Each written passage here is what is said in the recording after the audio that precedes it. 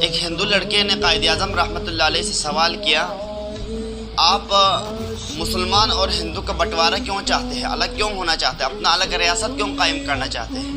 آپ رحمۃ اللہ علیہ نے فرمایا، تھوڑا دیر سوچنے لگا، اس کے بعد وہ تمام مجموعہ سوچنے لگے کہ قائد اعظم کو اس کا جواب نہیں آئے گا۔ تھوڑا دیر میں آپ رحمۃ اللہ علیہ نے ایک گلاس منگوایا پانی کا، اس میں سے آدھا پانی پی لیا، آدھا پانی رکھ لیا، اور کسی ہندو لڑکے کو بلایا۔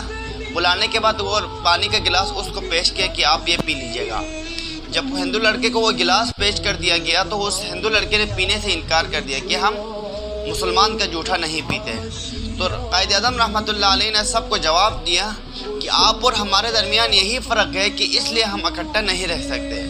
تو قائد اعظم رحمۃ اللہ علیہ ہمیشہ اپنے بات کو ایسے دلیل سے پیش کرتے تھے کہ جو سامنے جو سوال پوچھنے والے تھے وہ لاجواب ہوتے تھے۔ تو میرے دوستوں، بھائیوں،